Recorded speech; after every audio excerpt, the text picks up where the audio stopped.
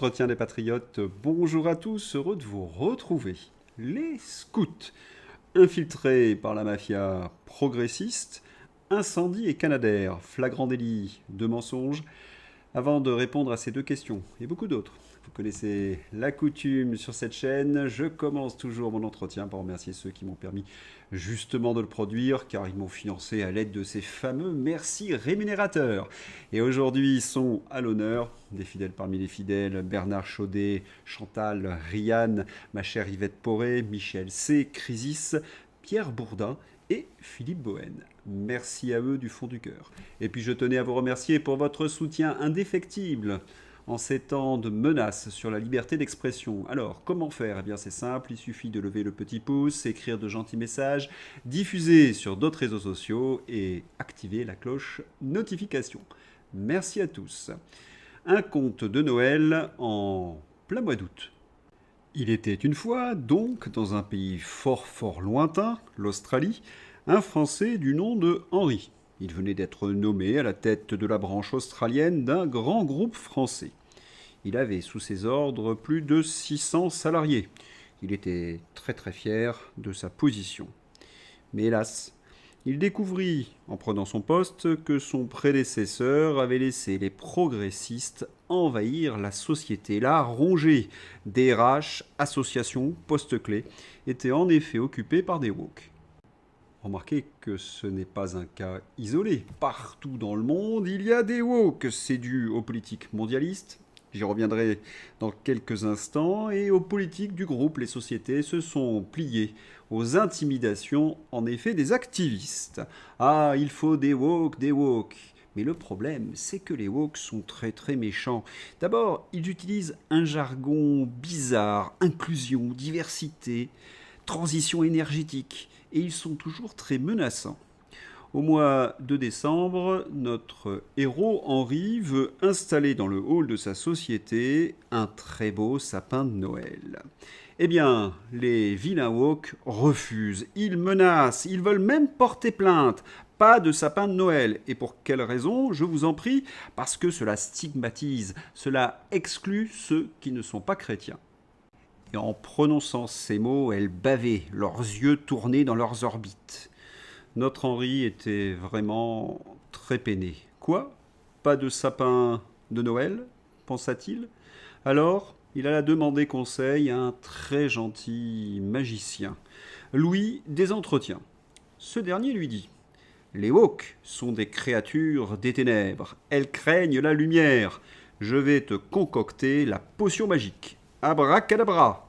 Une potion magique, dit Henri. Oui, à base de liberté d'expression et de démocratie. Abracadabra organise une consultation du personnel. Qu'allait donc sortir du chapeau de la consultation? En tous les cas, les 600 salariés se précipitèrent pour aller voter. Et le résultat fut magique. 98% avaient voté pour le sapin de Noël. Autrement dit, 12 avaient voté non. Cela coïncidait parfaitement aux 12 woke de l'entreprise.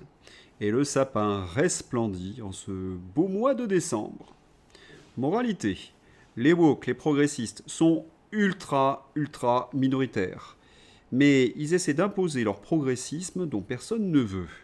Que doit-on faire pour les contrer? Eh bien c'est simple, action, démocratie et liberté d'expression. Maintenant, une question qui se pose, pourquoi sont-ils partout? Pourquoi sont-ils au poste clé? Mais avant de répondre à cette question, certains se demandent peut-être si ce conte est véridique. Oui, il est véridique. Donc, comment en est-on arrivé là? Une réponse, Terra Nova, think tank socialiste fondé en 2008. Vous y trouverez à l'intérieur toute la peste de la rue de Solferino, du parti de François Mitterrand, Rokhaya Diallo, François Chérèque de la CFDT, Olivier Duhamel, dont j'ai parlé hier, et tous les caciques, bien évidemment, du Parti socialiste. François Hollande a été élu à cause de ce réseau. Dans ses travaux, Terra Nova collabore étroitement avec un large réseau de chercheurs, d'élus et d'associations, ce qui lui permet d'accéder à une vaste base de données, notamment statistiques. Parmi les membres fondateurs et les personnalités influentes de cet organisme figurent Les figures majeures de la gauche telles que Cohn-Bendit, initiateur du mouvement de mai 68, et Bertrand Delanoë, ancien maire socialiste de Paris. Ce think tank est si puissant que toutes les grandes entreprises françaises viennent y faire allégeance, banques, assurances, etc. La stratégie de Terra Nova pour l'élection de 2012. C'est une note de 82 pages rédigée en Time New Roman et sobrement intitulée Gauche, quelle majorité électorale pour 2012. Œuvre du think tank Terra Nova, elle est publiée le 10 mai 2011 sur son site internet au format PDF. Entre les analyses de fond et les graphiques compassés, un mythe fondateur de la gauche française est brisé. Au fil des lignes, le divorce entre le Parti socialiste et la classe ouvrière en déclin est en effet prononcé, autrement dit, le peuple de la périphérie. Pour que la gauche l'emporte en 2012, ses signataires préconisent de se tourner vers un nouvel électorat urbain comprenant les diplômés, les jeunes, les minorités des quartiers populaires et les femmes, tous unifiés par des valeurs culturelles progressistes. Cela n'a l'air de rien, mais une décennie plus tard, un parfum de soufre et de scandale entoure toujours le fameux document. Rien qu'à son évocation, les mots tranchants remontent à la surface. Tragédie, erreur ontologique. Au-delà du réquisitoire, une question reste en suspens. Cette note a-t-elle acté l'abandon des classes populaires ou l'a-t-elle accéléré ? Elle a acté, parce qu'on reconnaît bien évidemment toute la doctrine progressiste. Terra Nova, ce n'est que le bras armé du progressisme atlantiste démocrate. Féministe radical, LGTB, indigéniste et mouvement pro-migrant. Oui, c'est la pieuvre progressiste. Ce qui est d'ailleurs assez amusant, c'est que dans Terra Nova, vous avez les membres du club de l'Observatoire, c'est-à-dire les atlantistes, comme Cohn-Bendit ou Glucksmann. Et à côté des parrains démocrates US, vous avez leur relais en Europe, le World Economic Forum, Klaus Schwab. Tiens, il arrive de drôles d'aventures à Klaus Schwab. Klaus Schwab se retrouve sans rien, et il ne sera pas content. Schwab fait l'objet d'une enquête interne brutale commandée par le conseil d'administration du World Economic Forum et menée par le cabinet d'avocats suisse Hamburger. Les conclusions préliminaires qui ont fuité révèlent un comportement qui relève carrément de la pathologie. C'est une bonne nouvelle, mais il faut quand même rappeler que les valeurs progressistes de l'Union européenne ont été dictées par Schwab et sa clique. Autre parrain, ne l'oublions pas, Soros et l'Open Society. Ils arrosent la presse française et donc la presse de gauche. De 2016 à 2023, près de 1,6 million de dollars ont été alloués par l'Open Society de George Soros à 5 médias indépendants français entre guillemets. Street Press, Disclose, Lumière, Basta et Médiacité. Quant aux grands quotidiens de la presse aux ordres, ils sont généralement dirigés par des milliardaires, comme l'Immonde, par Mathieu Pigasse, le milliardaire socialiste. Et on sait que ce journal, l'Immonde, est aidé également par Bill Gates et qu'il reçoit des subventions de l'USAID. Donald Trump révèle que l'USAID, l'aide américaine au développement, a financé George Soros à hauteur de 260 millions d'euros pour renverser des gouvernements et financer le terrorisme partout dans le monde. Que justice soit faite. Trump a donc coupé quelques bras de cette horrible pieuvre, mais elle est encore très active. Le socialiste a encore de belles tentacules. Attention, il n'y a pas de contrepétrie. J'entends, malgré tout, certains gémir. Il n'y a pas que les socialos, il n'y a pas que la gauche, il y a également la droite. Non, c'est la gauche. On l'appelle d'ailleurs chez nous l'UMPS. PS, droite, c'est bonnet blanc ou blanc bonnet. La droite, ce n'est qu'une tentacule de plus de cette pieuvre. La preuve. Nathalie Loiseau se dit fière d'exercer son influence au sein d'un think tank lié à George Soros. L'Europe est donc dirigée par les réseaux atlantistes via nos partis politiques socialistes et droites. Et elle contrôle donc les principales institutions. Conseil constitutionnel, Conseil d'État, l'ARCOM, l'Union européenne, CEDH, syndicat de la magistrature, Cour des comptes, Schengen, etc., etc. Ce sont tous ces bras du monstre qui nous étouffent. Et puis, vous avez vu, dans les entreprises, dans mon compte, la politique de l'inclusion a mis au poste clé les progressistes pour qu'ils diffusent la peste woke. C'était malin. Sous prétexte D'inclusion, on met des socialos partout, des commissaires politiques qui pratiquent la terreur intellectuelle. Mais comme je vous l'ai montré dans mon compte, ces woke sont ultra minoritaires et leur idéologie est rejetée par la très grande majorité des Français. Entreprises, justice, presse, éducation nationale, les Français n'en peuvent plus, les Français n'en veulent plus. Et chez les patriotes, on crée des associations pour contrer leur toxicité, comme SOS Éducation. La FCPE, ça c'est le syndicat par exemple contrôlé par Terra Nova, association de parents d'élèves de l'enseignement public, s'associe au collectif féministe Nous Toutes, Terra Nova bien évidemment, progressiste pour sa campagne EVARS de rentrée 2025, en collaboration avec le planning familial, noyauté par les progressistes, car le principe de neutralité scolaire, qui s'en soucie, hein? Vous vous en souvenez de ce programme EVARS? Je l'ai souvent dénoncé. C'est un programme d'enseignement de cochonnerie aux plus jeunes. Programme compatible LG, TB, Terra Nova. Ils sont donc ultra minoritaires et ils sont imposés, mais ils sont également rejetés partout. Cela va être chaud à la rentrée. Et leur technique, vous la connaissez, c'est l'infiltration. Qui est Marine Rosset, la nouvelle présidente NUPES des Scouts de France catholiques? Une élue de gauche, progressiste, Terra Nova. Les socialos francs-mac qui font de l'entrisme chez les scouts. Il fallait oser quand même.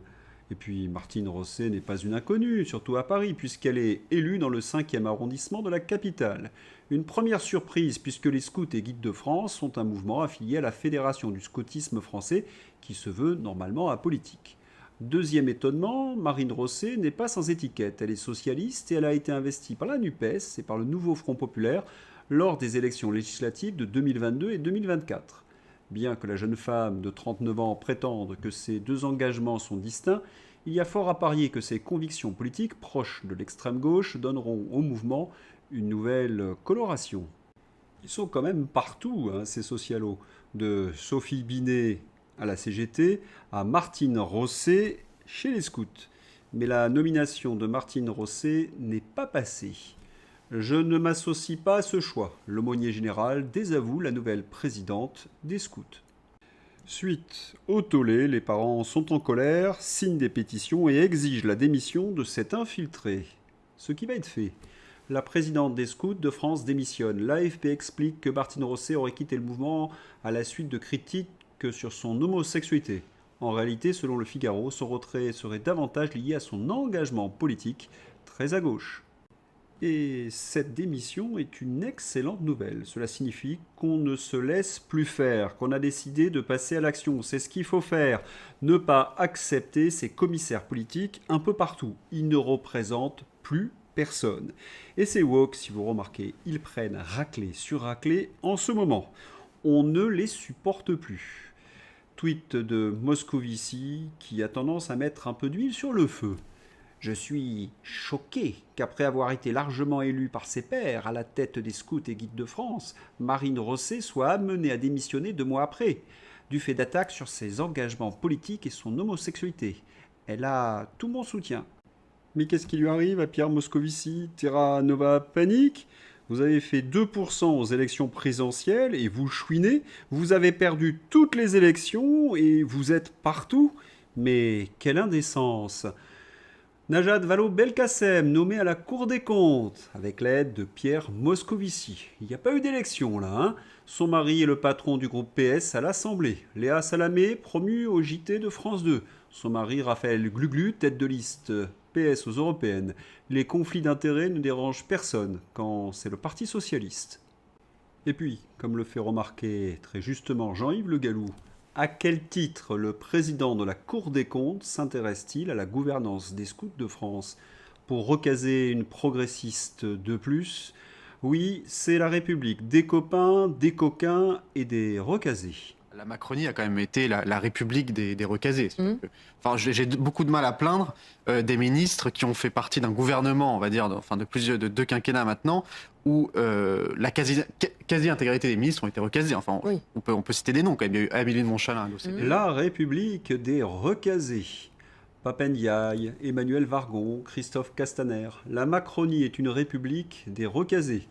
où on vous récompense pour avoir échoué. Les tocards récompensés. Et certains s'étonnent que les Français ne croient plus en la politique. Mais attention, pour entretenir toute cette mafia socialiste, il faut un pognon de dingue. Associations, organismes, et vous comprenez ainsi les hausses d'impôts. Oui, c'est pour financer l'État profond socialiste qui ruine la France. Afouera. Et pendant ce temps-là, les socialistes nous prennent pour des abrutis. Olivier Faure, le 16 janvier 2025, justifiait la non-censure de François Bayrou par le fait qu'ils auraient obtenu le non-gel des pensions de retraite et pas de hausse des taxes sur l'électricité. Résultat, gel des pensions de retraite pour 2026, passage de la TVA sur l'électricité de 5,5% à 20%. Et à cause de ces socialistes de malheur, Bayrou explique sur tous les tons, même dans des podcasts, qu'il va falloir faire des efforts, impôts, taxes et suppression de jours fériés.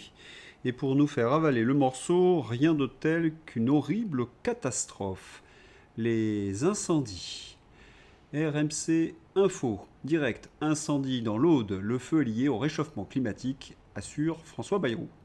Mais oui, c'est connu, l'Aude avant le réchauffement climatique ressemblait à la Normandie, avec des grands pommiers. Non mais de qui se moque-t-il? L'Aude est un département qui a toujours été très sec, et quand souffle la tramontane, il y a évidemment des risques d'incendie. Mais pourquoi une catastrophe d'une telle ampleur? 16 000 hectares brûlés. Quelques explications. Féral-les-Corbières, une balade ornithologique militante contre le défrichement. Eh bien, quelle coïncidence alors? En plus, cette marche débute à Ribaute. C'est dans le coin des méga incendies actuels, non? Autre explication. La rapidité de la propagation de cette catastrophe est surtout due au manque de coups-feu, comme les vignes, de moins en moins présentes. Et pourquoi? La Commission européenne donne son feu vert à la France pour la mise en place de l'arrachage définitif des vignes. Et c'est là où l'on mesure que la fin de l'agriculture est une catastrophe. Nos paysans entretiennent les paysages avec leurs champs, avec leurs troupeaux, et mettent en place des coupe-feux naturels. Ils disparaissent, la forêt augmente, et dans le sud, eh bien, ce sont des véritables bombes à incendie. Et puis, il y a évidemment la faute du gouvernement. Image grandiose et terrifiante du plus grand feu en France depuis 1949 dans l'Aude. La situation est totalement hors de contrôle. Combien de Canadair la France aurait-elle pu acheter en cessant de financer la mort de soldats ukrainiens et russes sur le front? Il n'y avait en effet pas suffisamment de Canadair sur le feu. Lorsqu'on reproche ces faits aux macroniers, ils nous disent « ce sont des mensonges, c'est de la propagande ». Eh bien non, ce sont eux les menteurs.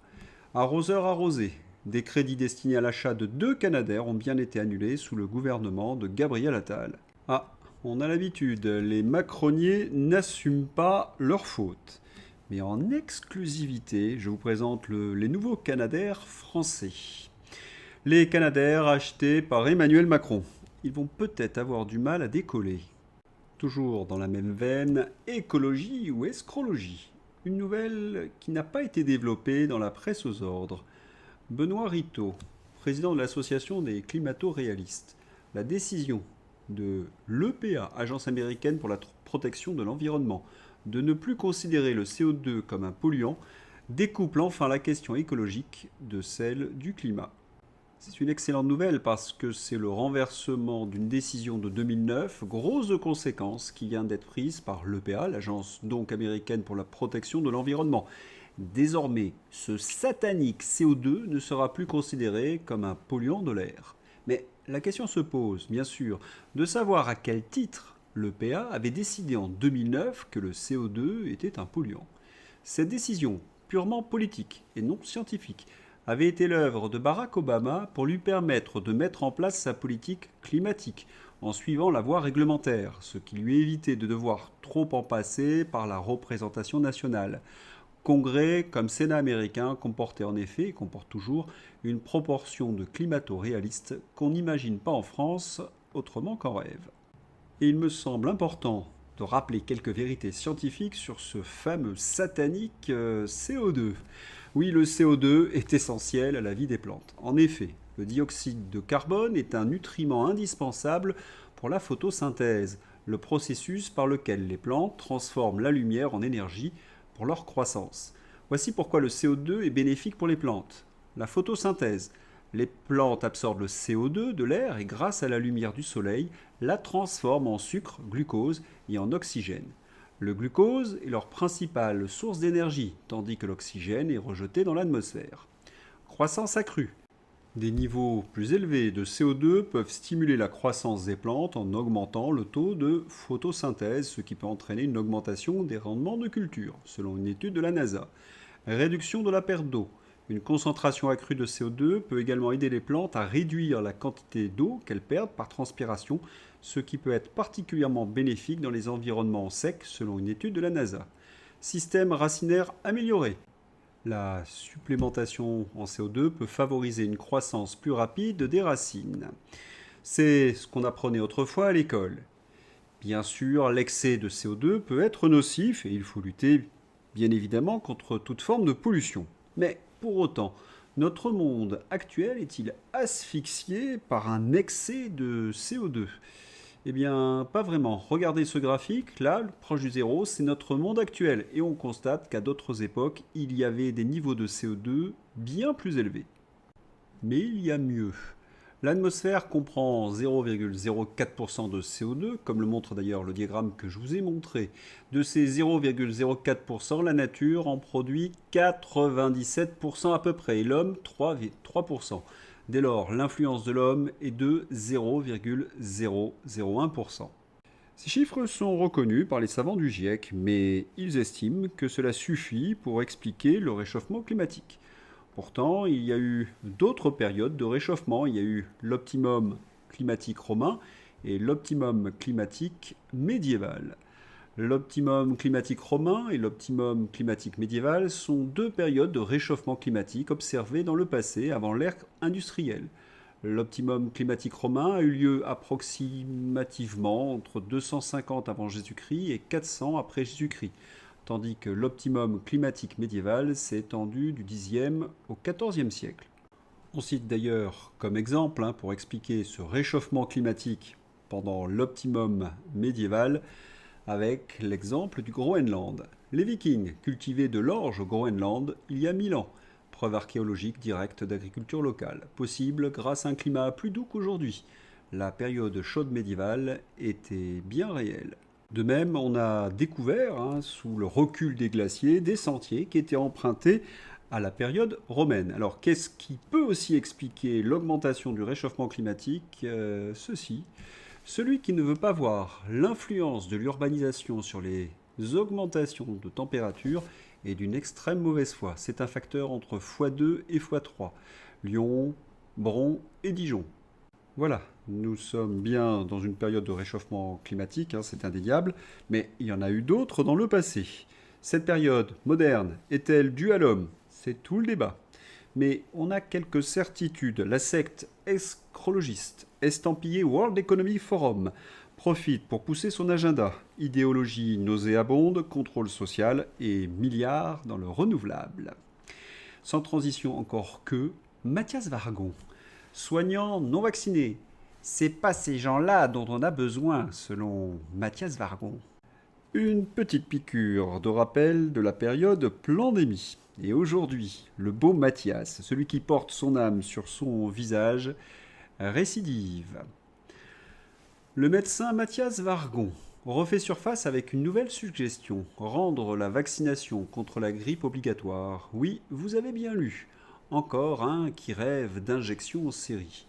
Leur logique est toujours la même. Si tu n'es pas d'accord, c'est que tu es responsable. Si tu poses une question, tu es complotiste. Si tu refuses une obligation médicale, tu es dangereux pour les autres. Et pendant ce temps-là, zéro débat public, zéro transparence sur les effets secondaires, zéro remise en question des politiques sanitaires passées. Je voudrais rappeler, à toute fin utile, que le pchout obligatoire est une rente très juteuse pour le Big Pharma. C'est pour cela qu'il milite d'ailleurs pour tous ces pchouts. Un business model, comme on dit de l'autre côté de l'Atlantique. Oui, des sous-sous au détriment de notre santé. Mais voilà, la donne est en train de changer. Kennedy. Alerte info. Les autorités américaines arrêtent 22 projets de pchout à ARN messager contre le Covid et la grippe, annonce le secrétaire américain à la santé, Robert Kennedy Jr. Nous avons examiné la science, écouté les experts. Et nous allons mettre fin à ces investissements car les données montrent que ces vaccins ne protègent pas efficacement contre les infections respiratoires. Les fonds seront réorientés vers des plateformes vaccinales plus sûres et plus larges, efficaces même face aux mutations virales. Et Kennedy ajoute: les pshoots ARN messagers auraient pu contribuer à prolonger la pandémie de Covid-19 en encourageant de nouvelles mutations virales. En pshootant pendant une pandémie, on crée un terrain propice à la réplication de variants encore plus infectieux, a-t-il expliqué, suggérant que cette technologie présente plus de risques que d'avantages pour les virus respiratoires. On se rappelle que le 2 juillet, interviewé par Tucker Carlson, il avait affirmé: il y a eu plus d'effets indésirables signalés avec le pshoot contre le Covid que tous les autres pshoots réunis au cours des 36 dernières années. Eh bien, notre Mathias Vargon doit enrager. Pour conclure, avec Philippe Murer, très important, le ministre de la Santé des États-Unis, Robert Kennedy, les données montrent donc que ces pshoots ne parviennent pas à protéger efficacement contre les infections comme la Covid et la grippe. Et oui, les hautes autorités de santé américaines ont déterminé que ces pshoots posent plus de risques que d'avantages. Ça fait du bien et je dirais c'est complètement fou. Quand on affirmait cela dans les entretiens ou dans les autres médias de réinformation, on était qualifié de suite de complotiste. La vérité finit toujours par triompher. Allez, c'est l'heure d'ouvrir la page fantasy avec l'Union européenne. Ah, l'Union européenne, j'adore! Union européenne, un projet prévoit de scanner tous les messages privés, même chiffrés. On veut tout savoir sur vous et ont droit de se présenter que nos candidats. En Allemagne, le candidat AfD interdit de se présenter en raison de doutes sur sa fidélité à la Constitution. Empêcher le premier parti d'Allemagne de se présenter à une élection, cela ressemble furieusement aux années sombres. C'est tellement fou que même aux USA, on s'en inquiète. Alerte Liberté. X, Elon Musk, vient de publier un communiqué pour dénoncer la censure à l'échelle mondiale du DSA européen et partage un rapport écrit par la Chambre des représentants des USA. Il s'appuie notamment sur un exemple de tweet censuré qui dénonçait le terroriste d'Annecy. Et vous avez tout Terra Nova, vous avez tous les socialistes qui ont soutenu ce projet. Comme dirait l'autre, la vitrine, l'arrière-boutique. Attention, la propagande sans fondement, acculée et acculée. De quoi je parle? Les rapports sexuels non protégés entre soldats et consommation de stupéfiants. J'y vois un signe de l'usure de l'armée russe après 3 ans de guerre intensive, besoin de réconfort et d'échapper à la réalité des assauts. Le VIH aurait bondi de 2000% dans l'armée russe. Ça, c'est de l'information coco. Il n'y a aucune source, cela vient directement de Kiev. Autrement dit, les Russes sont acculés. Merci pour ce moment bancaire. Magnifique exemple de pensée magique. Après les offensives magiques, les armes magiques, genre les F-16, les industries d'armement magiques, la diplomatie magique, genre la Chine va rompre avec la Russie, les maladies magiques de Vladimir Poutine, le club de losers de l'OTAN vous propose le sida magique qui va complètement renverser la donne. Nous sommes donc en présence d'une inversion accusatoire typique. Vous connaissez les nouvelles sur l'armée ukrainienne, déserteurs, conscription des plus de 60 ans, morale à zéro, révolte de la population, effondrement du front. Alors vite, le comité de propagande de Kiev cherche une idée. Allez Coco, trouve une idée. Et voilà. Eh bien, faut mieux en rire. Tenez, une autre affiche de propagande, mais cette fois-ci en France. Achat la sauvette. Attention, ne vous laissez pas tenter. Il ressemble à cela, les vendeurs à la sauvette. Je n'avais pas vraiment cette impression. Eh bien, si, selon la préfecture, BFM TV et France Télévisions et Terra Nova. Eh bien, en exclusivité pour les entretiens, je vous ai trouvé un vendeur à la sauvette. Je vous présente Gaëtan de la Tour du Pin, habitant le 7e arrondissement, 300 mètres carrés, vendeur à la sauvette de Tour Eiffel au Trocadéro. Étonnant, non? Et puis, ce Gaëtan, qu'est-ce qu'il est vicieux? Parce qu'il se déguise. Mon Dieu, remigrez-les tous. Le youtubeur américain Tyler Oliveira a été agressé par des vendeurs à la sauvette lors de son voyage à Paris. Il dénonce l'immigration de masse. Mais non, t'as reconnu Gaëtan. Mais il n'est pas tout seul, hein, Gaëtan. Il a également ses cousins, que je vous présente, Émeric Thibault et Palamède, qui vendent, eux, du maïs sous la tour Eiffel. La préfecture de police de Paris a oublié de vous demander de ne pas acheter du maïs aux vendeurs à la sauvette. Merci de ne pas profiter de l'inaction. Et comme dirait Maxi Bernard, il a quand même morflé Gabriel Attal. Avant de se quitter, eh bien, on devait parler d'Emmanuel Macron. La France doit dire avec plus de fermeté et de détermination vis-à-vis de l'Algérie, exhorte Emmanuel Macron. L'homme qui dit tout et son contraire sur tous les sujets. Le macronisme, aucune crédibilité. Voilà, j'espère que vous avez apprécié cet entretien. Je vous souhaite une excellente journée. À bientôt, au revoir.